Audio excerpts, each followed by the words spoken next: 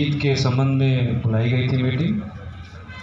मैं आप सभी लोगों से अनुरोध करूंगा कि जो भी दिशा निर्देश आपको मिले अभी तक उसका पालन करिएगा, क्योंकि इस समय रोज़ा इफ्तारी का समय हो रहा है। मैं ज़्यादा समय नहीं लूँगा। मैं आदरणीय उप जिलाधिकारी महोदय से अनुरोध करूँगा कि अपने आशीर्वचन दें आप। धन्यवाद सीओ साहब। देखिए, ज़्यादातर बातें हम पहले ही डिस्कस कर चुके हैं।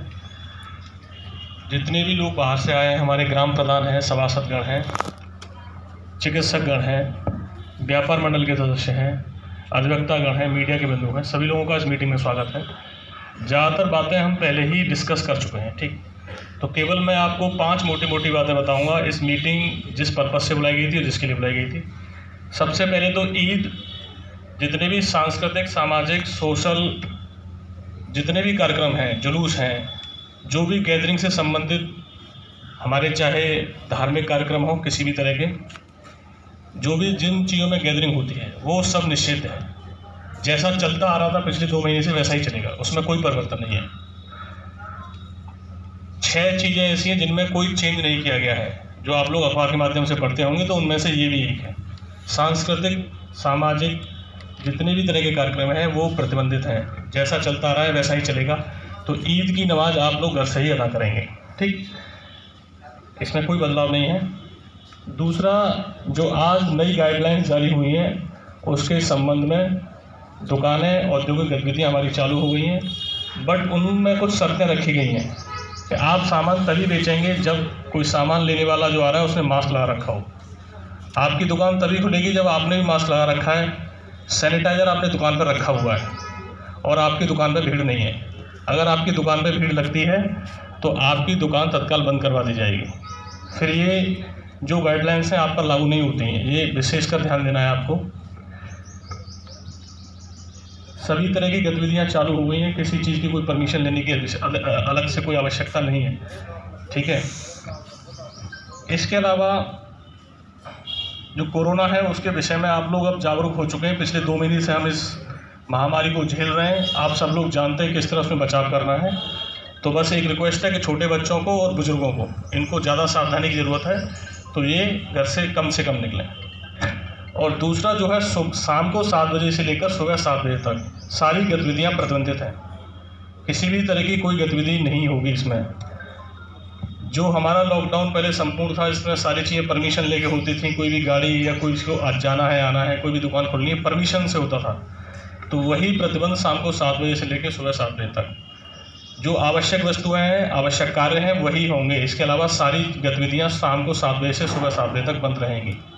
आप लोग अपनी दुकान शाम को 6 बजे बंद कर देंगे, जिससे कि 1 घंटे में आप घर पे पहुंच सकें 7 बजे तक, ठीक है। किसी को इस तरह पुलिस अनावश्यक रूप से परेशान नहीं करेगी, इस चीज़ के निर्देश दिए गए हैं, बट आप लोगों से सहयोग की अपेक्षा है। शाम को 7 बजे तक आप अपने घर पहुँच जाएँ। इसके अलावा 2 इम्पोर्टेंट चीज़ें हैं जिन पर मैं बात करना चाहता था, बट समय बहुत हो गया है, तो संक्षेप में बस आपको बताऊंगा, चूँकि आप लोग बड़ी दूर दूर से आए हैं और अच्छा मौका है मेरे लिए कि मैं आपको ये जानकारी दूँ। सबसे पहले एक निगरानी समिति का गठन किया गया है। हमारे गांव में किया गया है, शहरी क्षेत्रों में भी किया गया है। ग्रामीण क्षेत्र में प्रधान इसके अध्यक्ष हैं, आशा आंगनबाड़ी इसके सदस्य हैं। शहरी क्षेत्र में संबंधित सभासद जो हैं वो इस मोहल्ले के वार्ड के अध्यक्ष हैं। आशा आंगनबाड़ी सफाई कर्मी संबंधित उसके सदस्य हैं।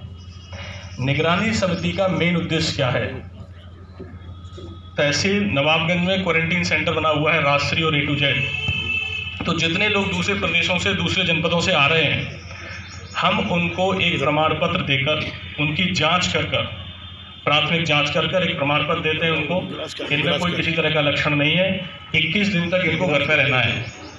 तो जितने हमारे प्रधानगण यहाँ आए हुए हैं, जितने सभासदगण आए हुए हैं, मैं सबसे अनुरोध करता हूँ कि आप लोग अपने गांव में, अपने वार्ड में इस समिति का गठन किया गया है। जितने लोग बाहर से आ रहे हैं आप उनको सूचीबद्ध कर लें। एक रजिस्टर में उनका नाम, उनका मोबाइल नंबर, वो कहाँ से आए हैं, किस तारीख को आए हैं, ये दर्ज कर लें।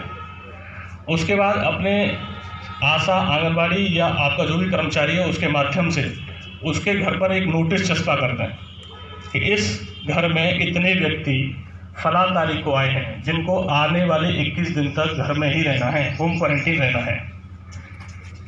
और आप लोग अपने आशा और आंगनवाड़ी के माध्यम से ये सुनिश्चित कराएंगे कि प्रतिदिन उनकी जांच की जाए। आपका आशा कार्यकर्ती आंगनवाड़ी उसके घर पर जाएं और दरवाजे पर जाकर, ये नहीं कि उसके घर पे जाना है अंदर जाके बैठें, अंदर में जाने की आवश्यकता नहीं है। आप लोग दरवाजे पर जाकर ही उनसे हालचाल पूछेंगे उनका कि आपका स्वास्थ्य कैसा है, कोई दिक्कत तो नहीं है, कोई किसी तरह का लक्षण तो नहीं है। उसके बाद आपने जो नोटिस चस्पा किया है उस पर आप अपने हस्ताक्षर बनाएंगे और तारीख डालेंगे, जिससे हमें देखने में समझने में सहूलियत हो कि आप लोग रोज़ जाकर उनकी जाँच कर रहे हैं।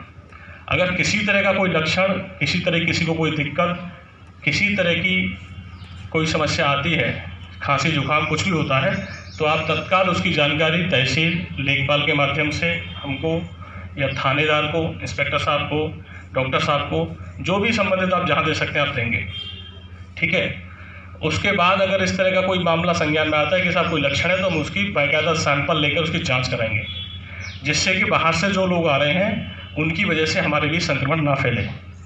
अभी तक नवाबगंज सौभाग्यशाली है कि हमारे बीच कोरोना का कोई भी केस अभी तक नहीं आया है। तहसील नवाबगंज इससे अभी बची हुई है। मुझे लगता है जिले की बाकी तहसीलों में शायद ही कोई तहसील बची हो, सब जगह कोई ना कोई केस आ चुका है। हम लोग अभी इससे अछूते हैं, तो हमें ये केवल आप लोगों के सहयोग से ही संभव हो पाया है। तो आगे भी आपका सहयोग मिलता रहेगा, तो आशा करते हैं कि हम इससे बचे रहेंगे। शहरी क्षेत्र में भी सभासदगण हमारे यहाँ, मेरे कुछ लोग आए हैं, उनकी मैं कल अलग से भी मीटिंग बुलाऊँगा। तो इसमें आप लोग अपने सफाई कर्मचारी के माध्यम से चिन्हित कर लीजिए कितने लोग बाहर से आ रहे हैं, उनका रजिस्टर बना लीजिए। और इसमें किसी तरह के पैनिक की आवश्यकता नहीं है। बाहर से लोग दो तरह से आ रहे हैं, या तो आपका क्वारंटीन सेंटर के माध्यम से आ रहे हैं जो हम भेज रहे हैं, जो लोग हमारे पास आते हैं प्रमाण पत्र देकर, एक राशन की किट देकर, उनकी सारी सूचना हम रजिस्टर में दर्ज करने के बाद उसे भेजते हैं। या हो सकता है कि वो अपने आप आ रहे हैं, कुछ लोग अपने वाहन से रात को चुपके से आ गए, दिन में चुपके से आ गए, इसी तरह से आ गए, तो उनको लेके भी किसी तरह का पैनिक करने की आवश्यकता नहीं है। जो भी लोग बाहर से आ रहे हैं आप उनकी सूचना प्रशासन को दीजिए, थाने पर दीजिए, रजिस्टर में उनको दर्ज करिए, उनके घर पे एक नोटिस लगाइए, 21 दिन तक उन्हें होम क्वारंटीन में रखना है। कोई भी किसी तरह की दिक्कत है आप तत्काल हमसे संपर्क करिए, हम उनकी जाँच कराएंगे, ठीक। बट मेनली यही है कि उन्हें 21 दिन तक घर पर ही रखना है। कोई लक्षण आएगा तो उनका सैंपल लेके जाँच करी जाएगी, अन्यथा प्राथमिक जांच उनका टेम्परेचर जांच करके की जाती है। इसको कोई बुखार तो नहीं है, टेम्परेचर ज़्यादा तो नहीं है, ठीक है, तो वो आप CSC के माध्यम से भी करवा सकते हैं, ठीक है। ये क्लियर है। प्रधान कितने लोग आए हैं प्रधान?